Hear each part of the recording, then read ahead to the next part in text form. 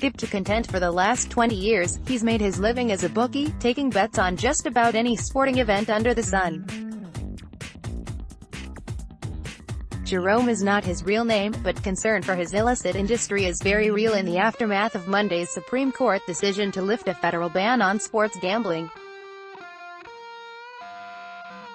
With rolling legalization, beginning in a matter of weeks in New Jersey, bookies like Jerome should be concerned about losing their livelihood to government-sanctioned gambling parlors.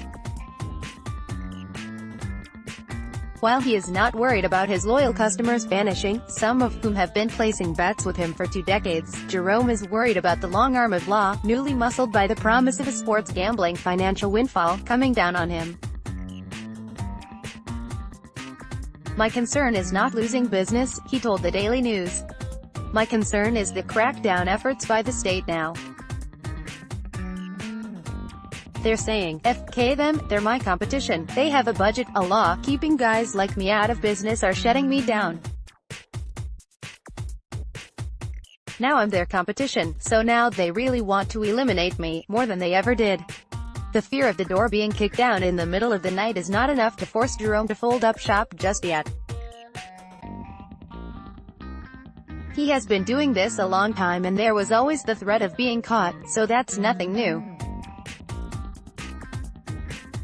"Is this going to make me stop? Probably not," he said. "I've always said I would stop as soon as I got caught. Good, old-fashioned bookies are a part of American culture. We all have an uncle or a cousin who bet with one, or perhaps we've put money on a game, maybe once in a while, maybe once a week. Sure, there are some real-life leg breakers out there, but despite betting on sports being illegal all these years, there's a certain level of comfort dealing with the same guy for 15 years. Though the industry is not legal, Jerome has built relationships with customers over time and there is a level of trust between them. They know I'm not going to stiff them," he said. "They know my money is good. What's their incentive to go somewhere else?" There is also a human element of the transactions that is lost in a corporate casino. For example, try explaining to a sportsbook that you're a little light that day and would it be okay to pay them what you owe in a week? "I'm a terrible bookie," Jerome said. "I tell people all the time not to bet things." The Supreme Court's ruling forever changes the landscape of sports betting in the U.S. John Locker, AP, traditional bookies like him may still appeal to bettors in an age of legalization. They will always be the favorite for people who don't pay their debts, who don't want to leave their house on Sundays, and who don't want to pay taxes. Jerome is already ahead of the curve in that his players have been placing bets with him online for almost a decade. Long gone are the days where he would be working 4 or 5 phones on a Sunday, taking bets and watching games, keeping the ledger by hand. Now, it's all automated on a secure website. Legal sportsbooks will not immediately offer that convenient service until digital sportsbooks can be regulated, so the bookies still have an advantage. During the course of the sports betting calendar, football gets the most action. "Football is king," Jerome said.